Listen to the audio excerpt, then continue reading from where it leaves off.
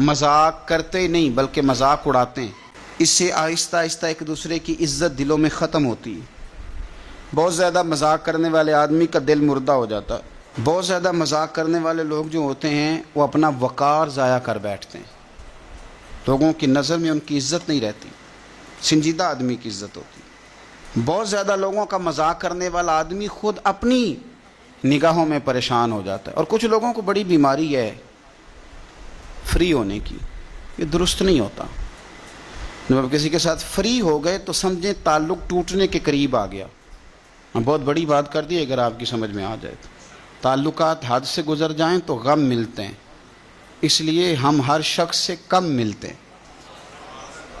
تو جب آپ نے مذاق شروع کر لیا نا، کچھ لوگوں کو بڑی بیماری ہے، وہ نہیں دیکھتے کہ یہ میرا بزرگ ہے، یہ میری ماں ہے، یہ میرا باپ ہے، یہ میری بھابھی ہے، یہ میرا بڑا بھائی ہے، یہ میرا استاد ہے، حتیٰ کہ یہ میرا پیر ہے۔ بس چونکہ عادت پڑ گئی ہے ٹھٹھا کرنے کی۔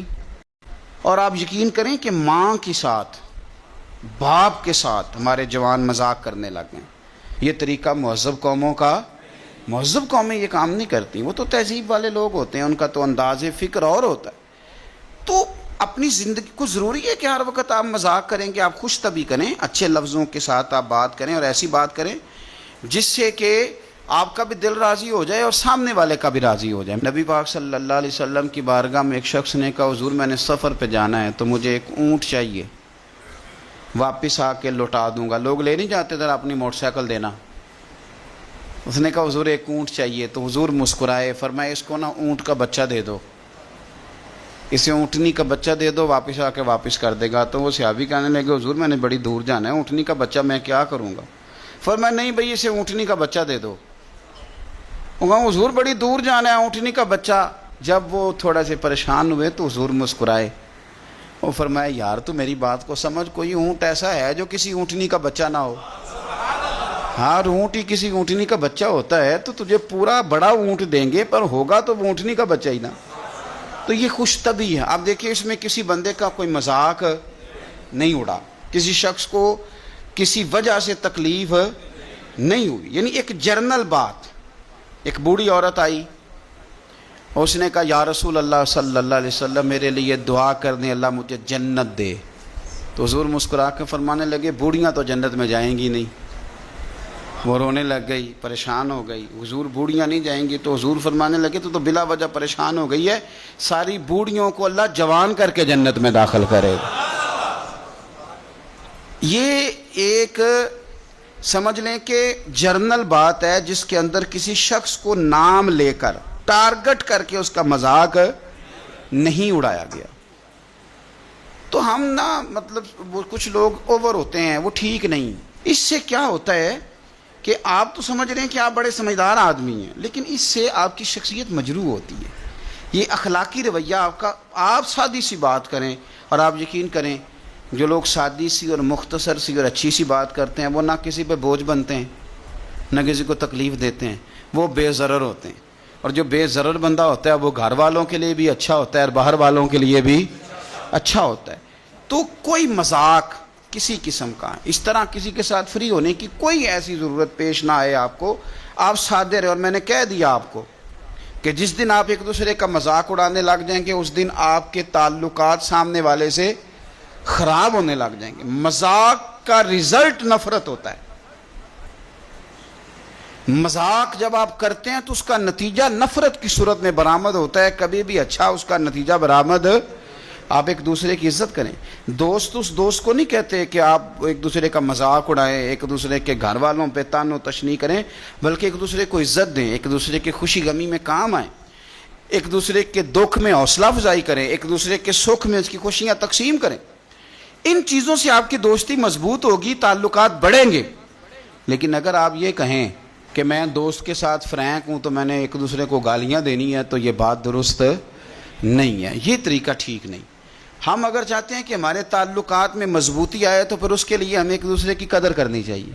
یہ آیت مبارکہ نازل کب ہوئی؟ کچھ لوگوں نے نا حضرت بلال حبشی رضی اللہ تعالیٰ عنہ کی غریبی کا مذاق اڑایا، اور کچھ لوگوں نے حضرت عمار بن یاسر رضی اللہ تعالیٰ عنہ کے بارے میں کچھ باتیں کی، کچھ لوگوں نے حضرت صہیب رومی اور حضرت سلمان کے بارے میں کچھ باتیں کی۔ غریب لوگ تھے نا، تو امیر اکثر ہنستے ہیں، نہیں نا کھا ٹفن نہیں کھولنا آتا غریب آدمی، اس کے گھر میں ہے ہی نہیں تو اسے کیسے کھولنا آئے گا؟ مہنگا تھرمس آ گیا تو غریب بیچارے کو کہاں کھولنا آئے گا، تو اس کا مذاق اڑایا جاتا ہے۔ اس کو نہیں پتا کہ اس نے اوون کیسے استعمال کرنا ہے، اس کے گھر ہے ہی نہیں بیچارے کے، اسے کیا پتا ہو، اس کا لوگ مذاق اڑاتے ہیں۔ لوگوں نے حضرت سلمان فارسی کا، صہیب رومی کا، بلال حبشی کا، عمار بن یاسر کا مذاق اڑایا ان کی غریبی کی وجہ سے۔ میرے رب کریم نے فرمایا کوئی قوم کسی قوم کا مذاق نہ اڑائے۔ تمہیں کیا پتا کہ بلال کی شان کیا ہے؟ تمہیں کیا پتا کہ صہیب رومی کا درجہ کیا ہے؟ تمہیں کیا پتا کہ سلمان فارسی کا مقام کیا ہے؟ تمہیں کیا خبر ہو کہ رب رسول کی نظر میں عمار بن یاسر کے درجے کتنے بلند؟ میرے بھائی مذاق کرتے ہیں لوگ اور مذاق اڑاتے ہیں، اور کسی کی غریبی اور کسی کا رنگ کالا اور کسی کی ناک چپٹی اور کوئی بیچارہ بولتا ٹھیک نہیں، اور کوئی آدمی جو ہے وہ اس کو گفتگو کا صحیح سلیقہ نہیں آتا تو ہم اس کا مذاق بنا لیتے ہیں، اس کو تکلیف دیتے ہیں۔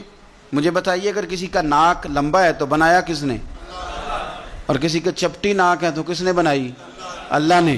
تو اگر کسی کے ہونٹ موٹے ہیں تو کس نے بنائے؟ اللہ نے۔ تو مذاق آپ کس بات کا بنا رہے ہیں؟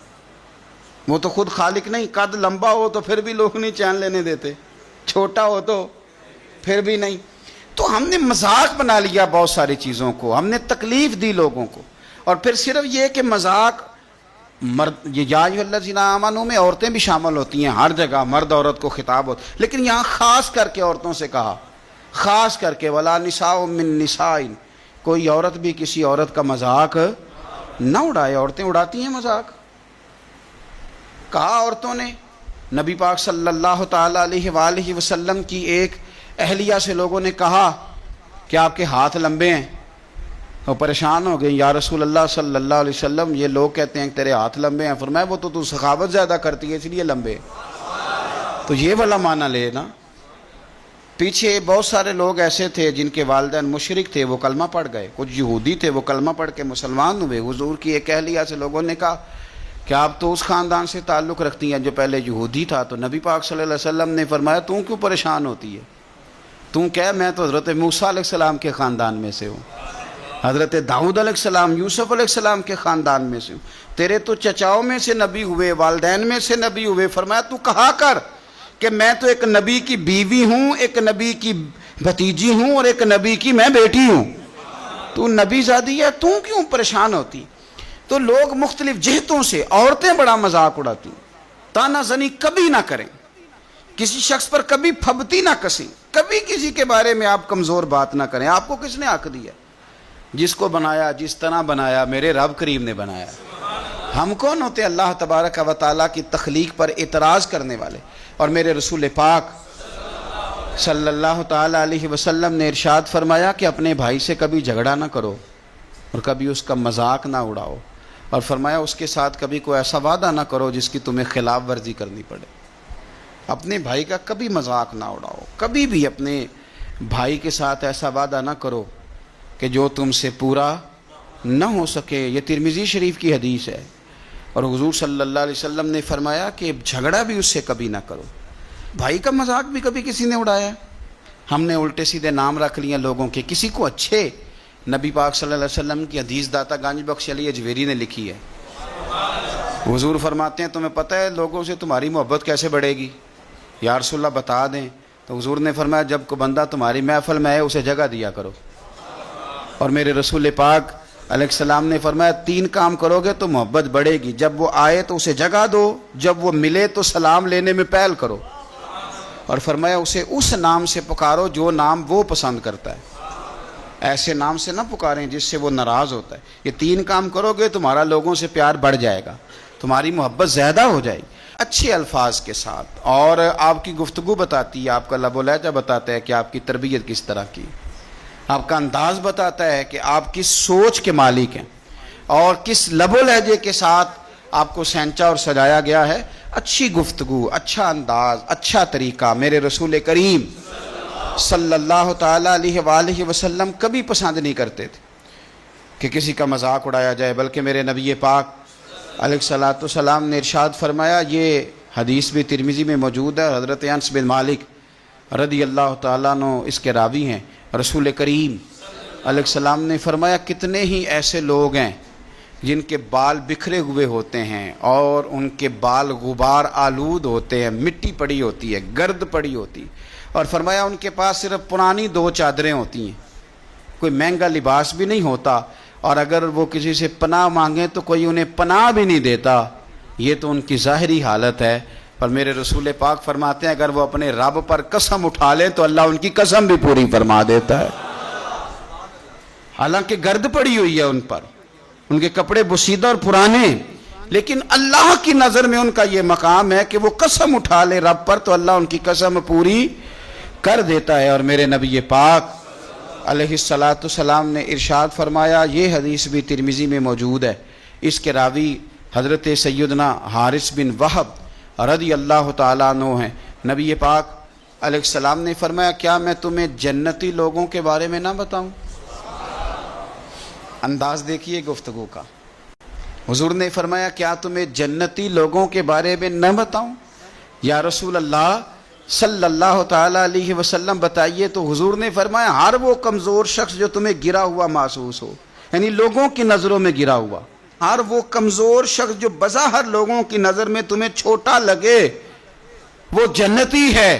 فرمایا لوگ اسے چھوٹا سمجھ رہے ہیں، پر اگر وہ قسم اٹھا لے گا تو رب اس کی قسم کو بھی پورا فرما دے گا۔ غبار آلود سمجھ کر حقارت سے نہ دیکھ ان کو، انہی کی ٹھوکروں سے سلطنت بنتی اور بگڑتی۔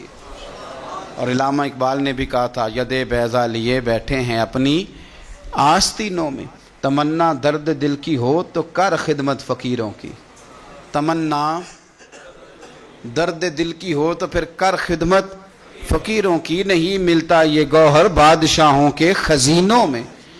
تو مذاق کرنا، کسی کو حقیر جاننا، کسی بندے کی تحقیق کرنا، کسی کے لیے چھوٹے جملے استعمال کرنا، یہ اہل ایمان کی نشانی نہیں ہے۔ قرآن نے کہا فَلْيَضْحَكُوا قَلِيلًا وَلْيَبْكُوا كَثِيرًا، زیادہ رویا کرو کم ہنسا کرو، یہ قرآن مجید نے فرمایا، رویا زیادہ کرو، لیکن زیادہ ہنسنے سے دل مردہ ہو جاتے ہیں، لوگوں کو رونا آتا ہی نہیں، نہ سجدے میں، نہ دعا میں، نہ عبادت میں، نہ درد میں، نہ کیف میں، نہ اشراق میں، نہ چاشت میں، نہ تہجد میں، نہ تلاوت پہ، نہ درود پاک پہ، نہ تقریر پہ، نہ محفل پہ، نہ نعت پہ، نہ صوفیاء کے رونا آتا ہی نہیں، کیونکہ وہ ہنس ہنس کے مذاق اڑا اڑا کے دل کالا سیاہ کر بیٹھے، نے کہاں سے رونا آئے گا؟ انہوں نے اپنی وہ متاع ضائع کر لی، وہ جو اندر ان کے درد ہونا چاہیے تھا وہ ختم ہو گیا۔ بہت زیادہ لوگ باتیں کرتے ہیں، بہت زیادہ کہانیاں سناتے ہیں، بہت زیادہ مذاق کرتے ہیں، بہت زیادہ لوگوں کی توہین کرتے ہیں۔ تو آپ یہ بتائیے کہ اللہ کے کسی بندے کی توہین کرنا یہ کوئی روا بات ہے؟ کہ دین اسلام ان چیزوں کی 1 منٹ کے لیے بھی حمایت نہیں کرتا۔ آپ اچھی سوچ کے مالک ہیں، آپ کو خیر کا جملہ کہنا چاہیے، آپ کو اچھے لفظوں کے ساتھ لوگوں کو یاد کرنا چاہیے۔ کوئی آدمی بیچارہ صحیح چل نہیں پا رہا تو اس کا مذاق، اگر کسی کی آنکھ تکلیف میں آ گئی ہے، ایک آنکھ، تو اس کو کانا کہہ کے اس کا مذاق۔ میں آپ یقین کریں کہ بوڑھے اساتذہ کا مذاق، یہ چیزیں درست نہیں ہیں۔ میرے نبی پاک علیہ السلام نے ارشاد فرمایا جو لوگ بہت زیادہ دنیا میں مذاق کرتے ہوں گے نا، قیامت کے دن ان کو جنت کے ایک دروازے سے آواز دی جائے گی، آ جاؤ جنت میں آؤ۔ تو وہ جب جنت کے قریب جائیں گے نا، انہیں وہاں سے آواز آئی ہے، اس دروازے کے قریب جائیں گے تو دروازہ بند کر دیا جائے گا۔ یہ مذاق اڑاتے تھے لوگوں کا دنیا میں۔ پھر دوسرے دروازے سے آواز دی جائے گی، اور جب وہ اس دروازے کے قریب آئیں گے تو وہ دروازہ بند کر دیا جائے گا۔ پھر تیسرے دروازے سے آواز آئے گی، تم اگر مذاق کرتے تھے تو لو پھر آج تمہیں مذاق کی سزا دی جا رہی ہے۔ انہیں کئی دروازوں سے بلایا جائے گا، اور جب سب دروازے بند کر دیے جائیں گے تو پھر بلایا جائے گا، تو اب وہ مایوس ہو جائیں گے کہ شاید میں اب جنت میں داخل ہو سکتا نہیں۔ کیوں؟ انہوں نے لوگوں کے مذاق اڑائے دنیا میں، کسی کے رنگ کا، کسی کی برادری کا، کسی کی ماں کا، کسی کے والد کا، بچوں کے سامنے مذاق، اس کی نوکری کا، اس کے قبیلے کا۔ میرے نبی پاک علیہ السلام ہمیشہ لوگوں کو عزتیں دیا کرتے تھے، حضور عزت دیتے، کوئی شخص آتا تو اس کو اس طرح کا اعزاز دیتے کہ اسے محسوس ہوتا کہ یہ بہت بڑی اعزاز کی بات ہے، میرے لیے بہت بڑی شان کی بات ہے، بڑا مرتبہ ہے۔